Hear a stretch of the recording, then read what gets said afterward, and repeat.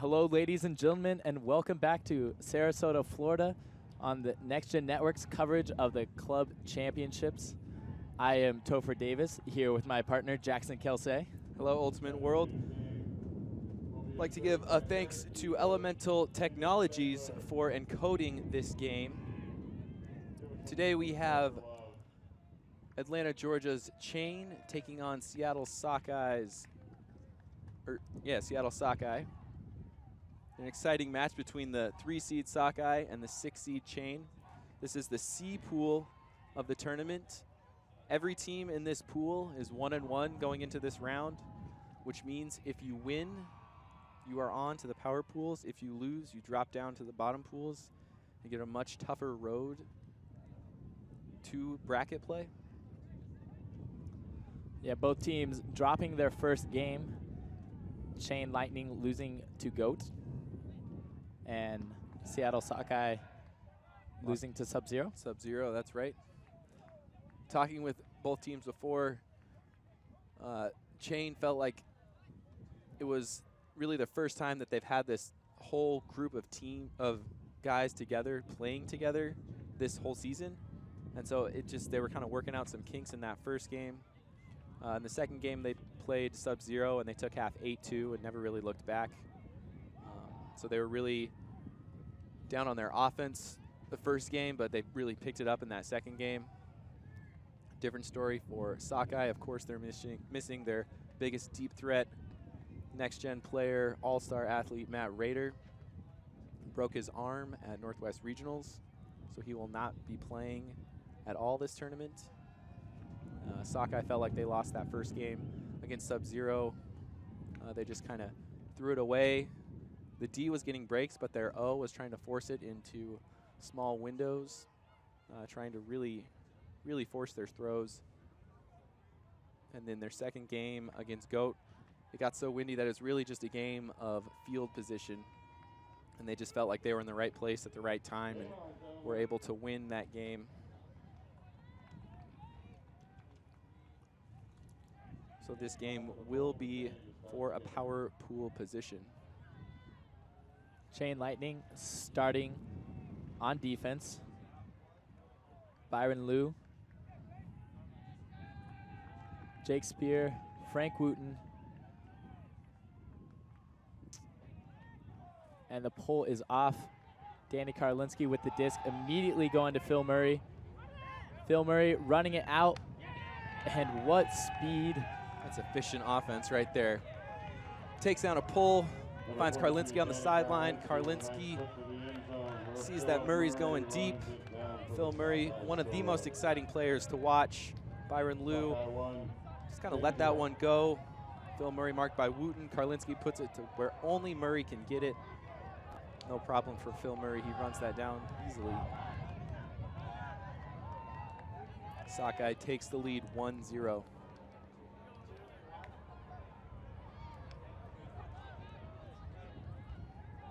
So Sockeye offense feeling very confident in that first point. Going to the deep game, of course, everyone likes to talk about how Chain Lightning loves the long ball. Starting out on O. Starting out on Chain's O, we have Nick Lance, Sammy CK, Jared Inselman. I think that's Jay Clark.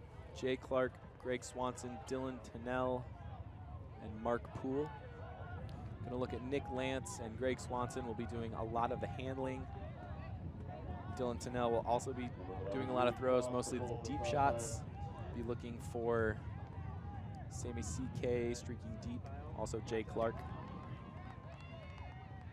Reed Koss at the pull for Sockeye. That was gonna start out in play, fielded by Swanson, up to Tennell. Sockeye in a junk look. Clark in the middle of the field, goes up to Lance. CK. Ooh, Reed Koss looked like he got his toe on that for a foot block. Still finds intended receiver Mark Poole. And Chain Lightning against that zone look looks very confident with their throws. Former Sockeye player Sammy CK getting the assist. And 2 quick points to start this game. Sockeye didn't really challenge Chain's offense on that one, didn't really slow him down. No player had the disc in their hands for longer than 4 seconds. They were able to move it quickly. And then when Sockeye tried to transition to man, they were just a step behind. Almost a D from Reed Koss. Active on the mark, gets his foot up there. But it blades, the wind pushes it downfield just enough for Mark Poole to score Chain's first point of the game. Now Sockeye's O-line is Holt, Karlinski, Murray, Wallace, Titcomb, Kosednar, and Caldwell. Caldwell, his famous Mohawk, been on the team a number of years.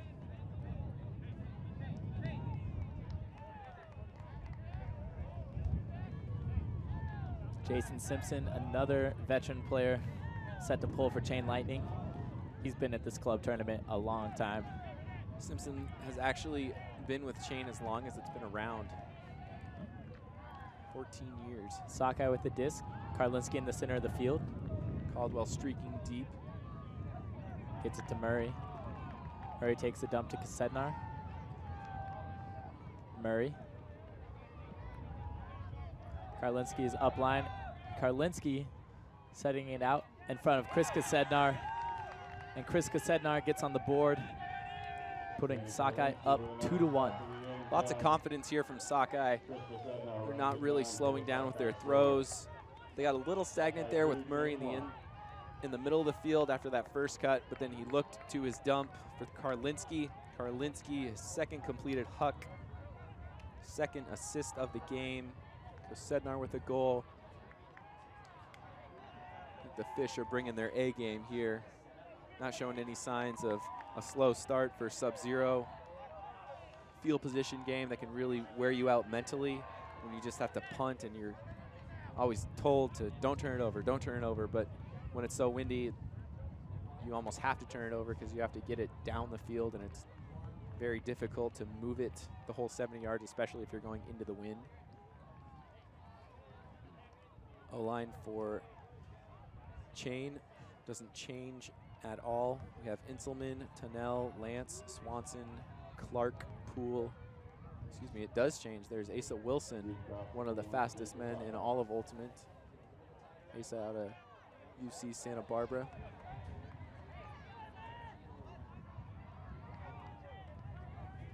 Reed Koss with the pull.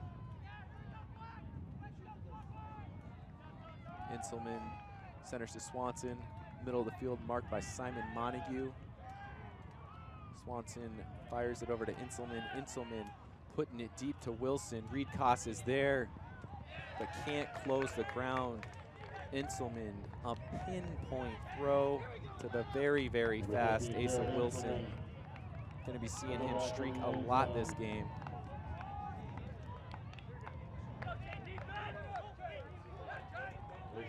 Inselman's really been a bright spot for Chain this year. I believe it's his first year on the team.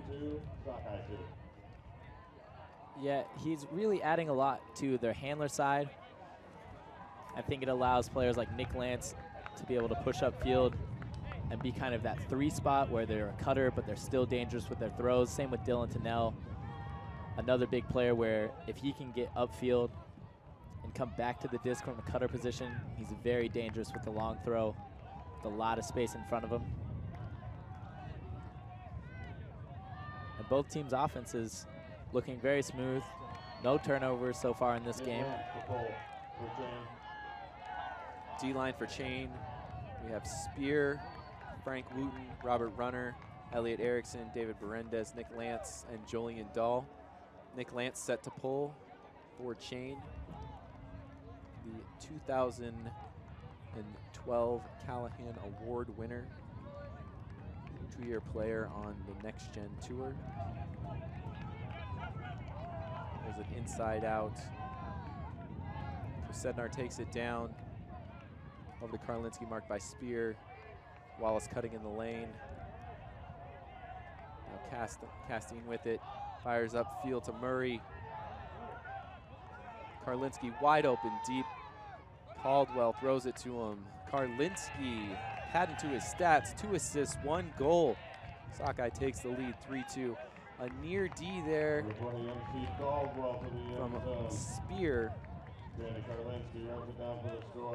Yeah, Spear was guarding Karlinski. As Karlinski was going up line, Spear had his back to the disc, but it flew right by him. He tried to make a bid, and Karlinski was able to run down the field free of any defenders. It's one of those gambles you take when you're on defense. You so close on a D, your defender streaking deep. Right here we can see, just so close. But then when you lay out, Karlinski's still going deep, and he's open by 30 yards, nobody marked, gives up the goal.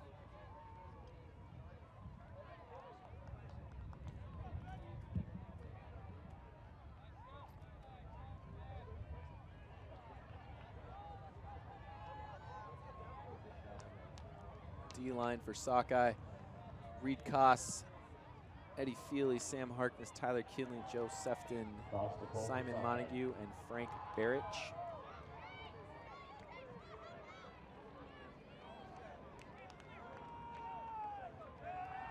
The chain offensive side, we have Mark Poole, Greg Swanson, Nick Lance, Sam CK, Jared Enzelman, Dylan Tennell, and Asa Wilson. Greg Swanson fielding the disc. Centers to Enselman. Sockeye in a zone look. No problem as CK gets to Wilson on the sideline. Back to Tennell.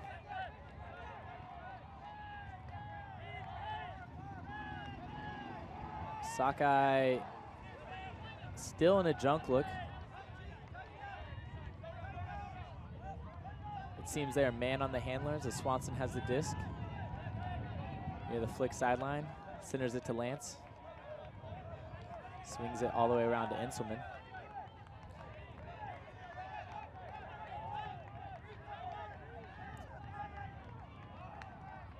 Enselman finds Wilson on the sideline, goes up line on the continuation. He's just outside the goal line.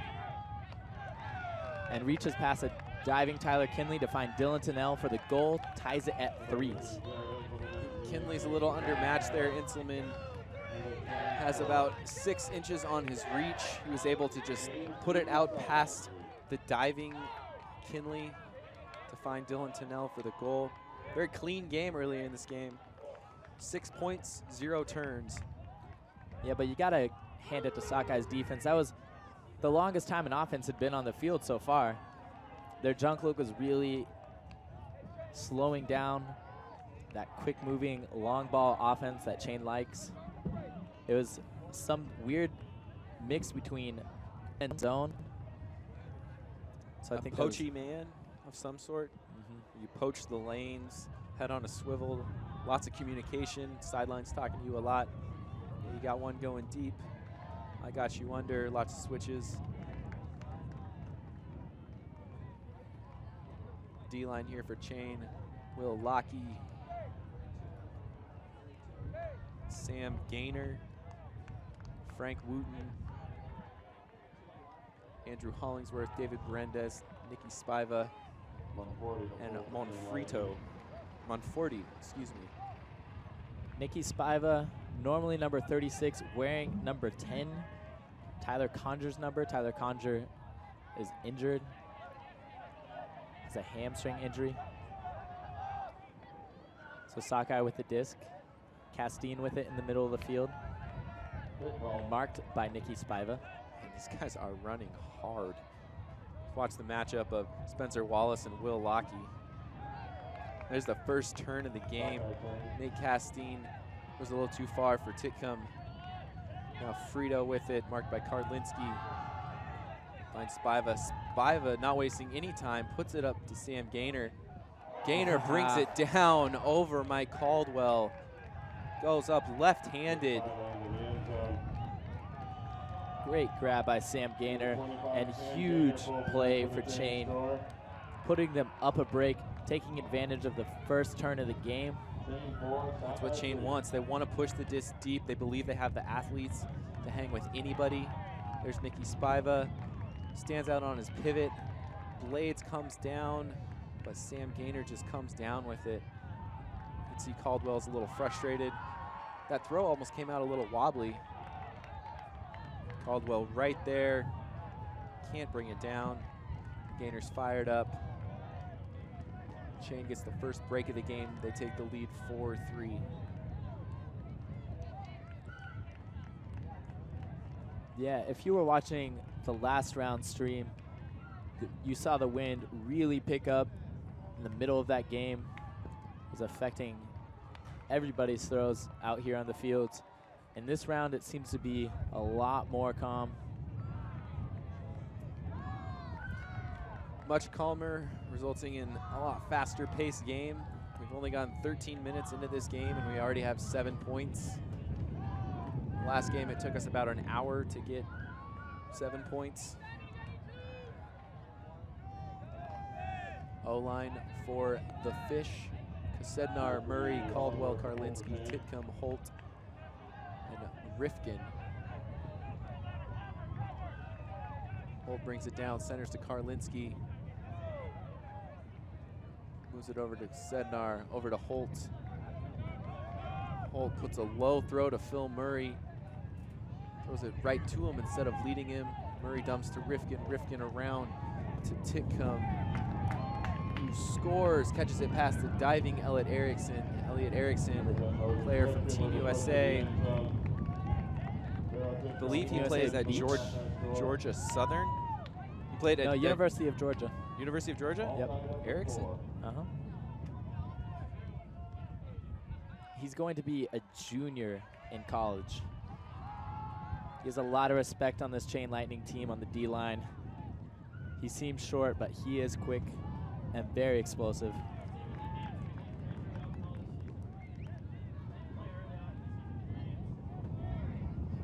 He was held out of the college season because of a hamstring injury early in the season. I can remember on the Next Gen tour when Next Gen took on Chain, throwing up to Tyler DiGirolamo, who was skying everybody all tour long. And Elliot Erickson boxed him out, held position, and beat DiGirolamo to the disc, and then ended up scoring on DiGirolamo that same point. So he may be 5'5", 5'6", but he's definitely a deep threat. D-line for Sockeye: Castine, Feely, Montague, Barrich, Harkness, Koss, and Sewell. Outside in pull from Reed Koss. Inselman takes it down, centers to Greg Swanson. Swanson throws to Wilson. Castine almost with the D. And then BJ Joe Sefton gets the big layout block. Reed Koss not wasting any time, throwing the inside out flick to Frank Barrich. Sockeye respond with a break of their own after Chain gets the first one. Chain breaks and Sockeye scores, and Sockeye breaks, brings the game back to serve. Sockeye, a team that always feeds off the emotion of their sidelines, the happiness of their team. If they're having fun, then they're definitely winning. Yeah, that was a great defensive play by Sefton. Sockeye was throwing that switchy man junk and just trying to go upfield. Normally, if it was a man, like a man force, a very wide open Dylan Snell on the sideline, but with that junk, you never know who's gonna sneak his way into the throw.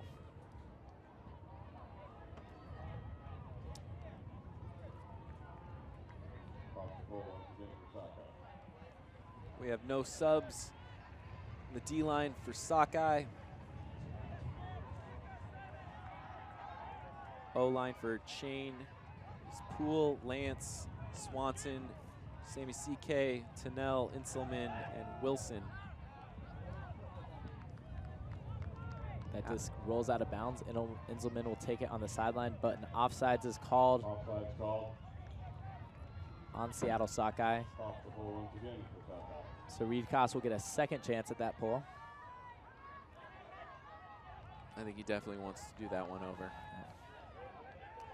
In Ultimate, you get 2 offsides in a game before you are punished with a yardage penalty. That'll be Seattle Sockeyes' first offsides, so they will simply have to re-pull the disc. Koss looked like he was trying to roll that one. Elects for the big floater, and this time looks a lot better. Plenty of space. Sockeye defense is already set up when the disc comes down. Comes down right on the brick. Dylan. Tennell going up to Swanson as Swanson crashed the cup. Nate Castine gets a hand on it, but Swanson calling a foul or a strip.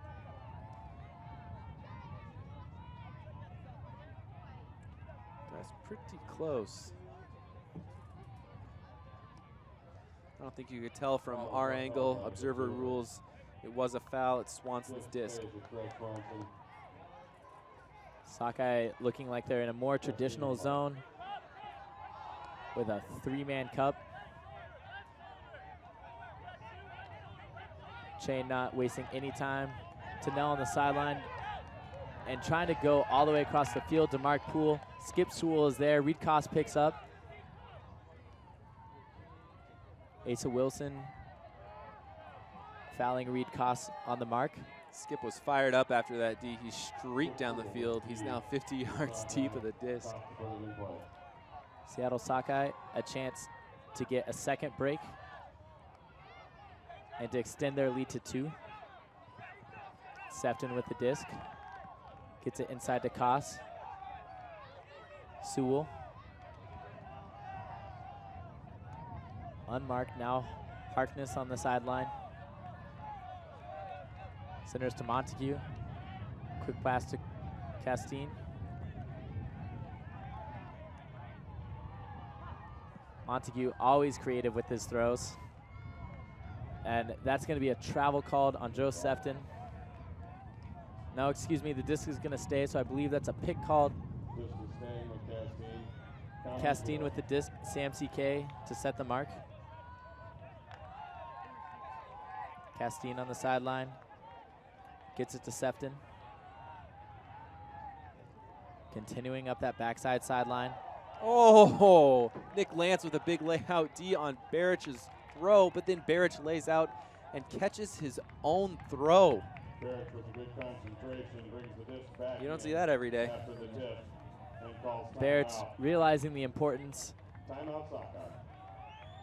We'll see this play again. Nick Lance coming up from behind the disc. Barich doesn't see it, but great heads-up play to stick with it, get possession of the disc, and then he's going to call a timeout, really wanting to punch in this break for Sockeye. This is a chance to put them up a break in the game.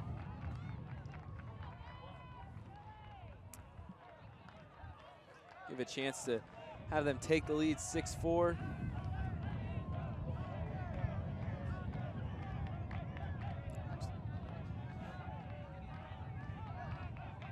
So far, it's been a great game. The defense has picked up a little bit after our first break. You know, we're 2 breaks in. Still, I think those 2 breaks have only come off of 2 turnovers. Defensive possession has been huge in this game. It's like Sockeye setting up in a vertical stack. Montague is going to be back. Barich is marked by Tennell. Montague his dump. It's marked by Nick Lance. Sefton at the front of the stack, marked by Captain Mark Poole. Skip's hanging out in the back. Barich looking for Montague. Finds Castine with the quick throw. Barich finds Reed Koss. The Fish got their nets out. They catch a break. Sockeye take the lead 6-4.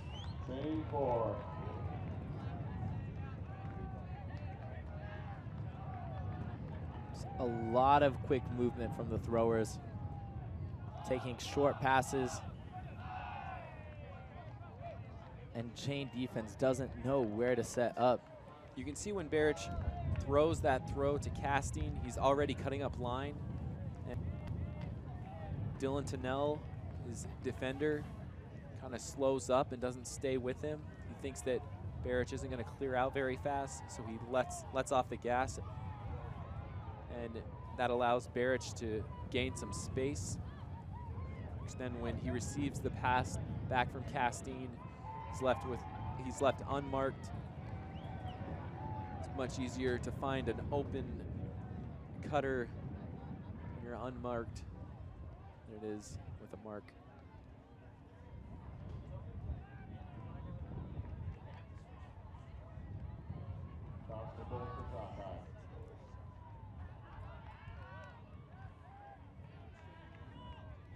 O-line for Chain. It's Frank Wooten, Robert Runner, Monforti, Spiva, Julian Dahl, Nick Lance, and Andrew Hollingsworth. Lance with it. Sockeyes in a zone set. Runner, quick movement to 40. Four-man cup. Scuba fake. Frank Wooten is trailing deep. No one really sees him. Nick Lance with a lazy scuba. Kind of tough to pull that off in the wind. Results in a turnover. Montague over to Castine. Koss back to Castine. Castine, quick movement in the middle. Joe Sefton finds Frank Barrick. That's the fast-paced offense that Sockeye likes. Sockeye takes the lead, 7-4.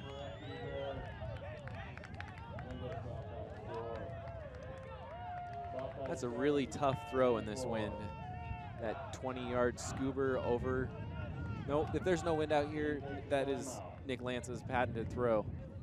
He throws this over the top. You can see it flutters around. Hollingsworth almost catches it, trailing edge. Has to roll over on his back, then Castine inside break.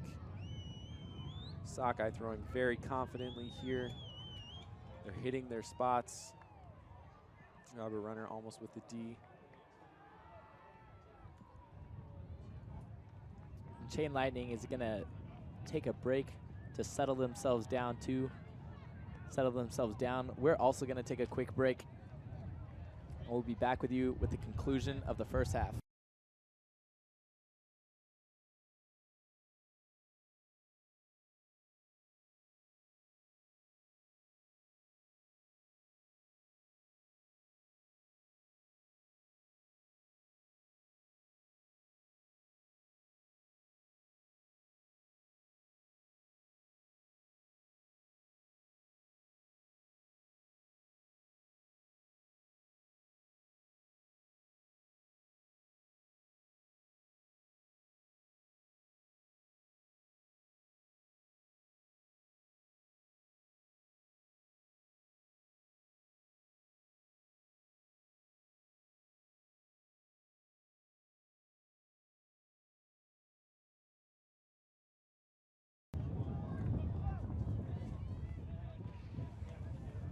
And welcome back to Sarasota, the club championships for USA Ultimate.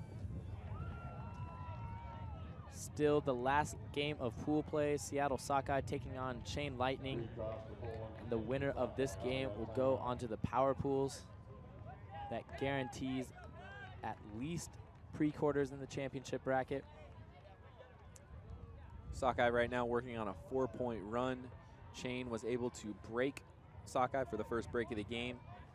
Sockeye responded with an 0 point and then went on a 3-point break run themselves. Here's Reed Koss with the pull. Low, outside in. Jared Inselman over to Swanson. Tennell with it in the middle. Sockeye again in the zone. Swanson to Inselman. Inselman fires it to number 19, Mark Poole. That's his second goal of the game. Inselman's second assist, both coming on forehand hucks. A nice find in that zone as Mark Poole gets past the last back. Sneaks to the live side. If you have one defender to beat, it makes it pretty easy for the thrower.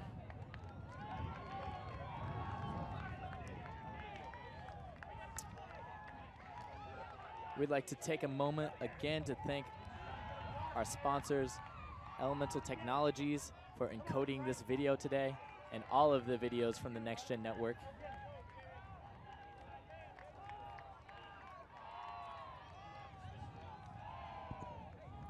And as a reminder, if you've been watching the games earlier, after this first half, you're going to have to switch streams on your YouTube page. The second half will be on a separate page. So make sure you switch over to there when you come back to see the conclusion of this game.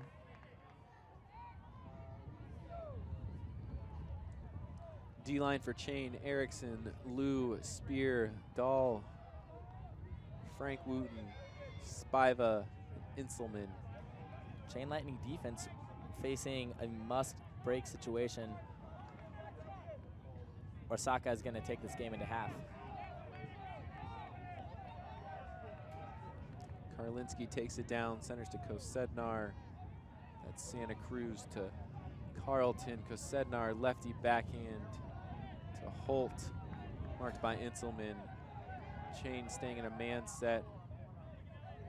Rifkin with it, moves it to Murray, to Rifkin, marked by Wooten, puts it up to Spencer Wallace. Spencer Wallace goes up and catches it over the younger Elliot Erickson. Spencer Wallace out of the University of Oregon. Sockeye takes half, 8-5. A couple chances there to get a deep. Chain could not capitalize. Yeah, unfortunate. Sockeye's offense didn't look as smooth as they had earlier this game, as you had said. But they're still able to find Spencer Wallace on the deep look. A good read, a very explosive receiver.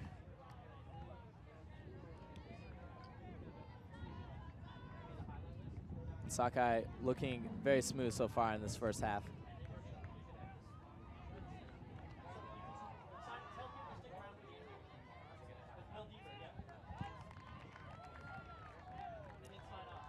So we're gonna go into halftime, but please stick around for an interview with USA Ultimate's Will Deaver coming up right after some highlights.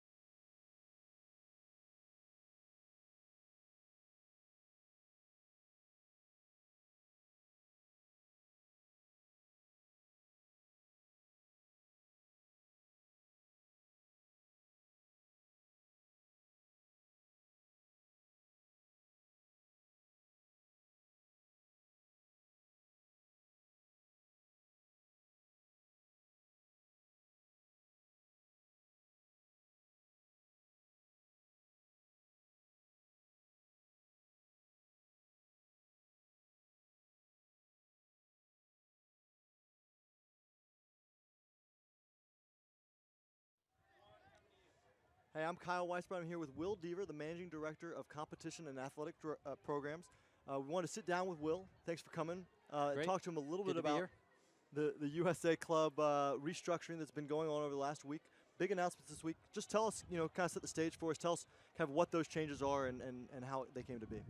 So, yeah, it's not been announced over the last week, but this has been something that's been going on for 2.5 years. 2.5 years of planning, getting feedback from the players, ideas from the community, and trying to put all those pieces together so that we have a structure going forward that really works for everybody, addresses the needs of the community, and also helps us grow the sport, showcase it at the highest levels. So what are those big goals? What are the overarching goals of this restructure? I mean, there were quite a few, and we, again, pulled them from the community, lots of surveys and focus groups. But meaningful games, that was something that everybody said was really important. Want to have games mean something. During the regular season, wanted to have accessible playing opportunities, help grow the sport, and then also showcase it at its highest levels. So those were kind of some of the big overarching goals. And so how did the process come about? Who did you talk to? I mean, there's a lot of folks involved with Ultimate now, lots of stakeholders. You know, you've got these top-level teams that are competing at the highest level. You've got still new-level entry players. You've got leagues and league players all around the country. But you also have other organizations like NGN or Sockeye who are covering the sport. Did you talk to those folks, and how did you handle all that feedback and manage it? Yeah, I mean, there's a lot of stakeholders, and a lot of people want some of the same things, but then there's a lot of people want a lot of different things too. So balancing all that is tricky, and I think we've achieved a pretty good balance. I mean, I think one of the sort of the beauty of the structure is that at its top level we have the kind of consistency, or we're trying to encourage the kind of consistency in terms of team identities, player rosters, you know, so that we can build stars and storylines, events where media and fans can plan around a season that is not in flux constantly, which is kind of the way that it works now. You know, you're not sure who's going to go to which tournaments, so we can really, you know, promote these brands, promote these events, the teams, and showcase the sport at its highest levels. At the same time, one of the things that a lot of teams, both at the lower, mid, and the top levels, said was important was to kind of continue to have that sense of community and that sense of interaction, right? So we're not completely stratifying and separating all these different groups. And so we've built in the ability to kind of move between levels and have these structured playing opportunities between levels. So that's some of those challenge crossover events, and also to make this whole thing accessible to everybody. Mm-hmm. So you can still start a team, and there's a place for you to kind of plug in. And then over the course of a season, if you do well, you can kind of move advance your way into the series. And then after 1 year, I mean, you can jump a couple levels, and plug in and make progress by virtue of your performance. And again, you know, kind of the beauty is that top level, you have some structure that allows us to promote the sport, and at that sort of bottom level, you still allow people to enter the system and all be part of the same structure. So playing-wise, I mean, we can't imagine that this restructure is positive for everyone. Where do you see challenges and potential teams or stakeholders who might have a harder time in this new structure? You know, I think it really is pretty positive for most of the teams. I think that there's something to play for kind of at every level. And so, you know, we really anticipate that being good. I mean, I think one of the misperceptions is that we've structured everything in a way that is going to limit opportunities. And that's really not the case. I mean, especially at that sort of mid-level, the select flight, a lot of teams felt like, oh gosh, we're going to be overstructured. And that was actually maybe the most challenging group to think about, because you've got teams that are just barely out of that top 16 who are ready to maybe have a little more structure, and teams that are in that same group that are relatively new teams or maybe don't have resources to travel a lot. And so that's where we've kind of left that flexibility in there. So we've got one event that's required for the very top teams in that level, and then we've got a lot of sort of flexible tournaments that that group of teams can attend, but they don't have to. And so I think that's kind of where the biggest range is, and that was a challenge. I do think that there's a group that will not maybe be able to do the things that they wanted to do in the past, which was teams just kind of forming and unforming and reforming again and unforming and changing names and deciding to like create little Uber all-star teams for one run at a championship there. And this kind of system actually discourages that a little bit, and we want to see consistency from year to year, because we think that helps promote the sport, provides structured playing opportunities in cities that people can plug into, and then that fans can follow. So for some of these top teams, they're going to be required to travel a little more than they have historically, right? They have a set number of tournaments they have to go to. They can't pick and choose their own schedule, and so even if the costs are more expensive, they've got to do that stuff. Right. How is USA Ultimate helping that? Obviously some of this is about helping to monetize the sport a little better and market it. What are USA Ultimate's plans to help those teams? So I mean, one of the things is that some of the top teams most of the top teams are already traveling like this. I mean, we really did look at that. We did our research, our homework, and so we're not asking for a big change there. There are some teams that don't travel quite that much though, and it will be a requirement. Teams are also allowed to continue to play a flexible schedule if they want to play a local tournament because it's in town and they're a part of that pro flight. They can do that still, but having prize money, trying to get more media involved, which attracts sponsors. I mean, we really want to try to reduce player costs over time, especially at that top level where that investment is there. So prize money is sort of the first step, and it's not a lot to start off with, but we hope to be able to build that pool. You know, we're getting fans, getting other revenue streams into the source other than player fees, and we can't have players just paying for it all the time. I got a lot more questions I really want to ask you here, but we're about to start the second half of the Sockeye chain game, so thank you so much for joining, and maybe we can get another chance to talk over the weekend. Sounds good. Thanks, Kyle. Thanks. Yep.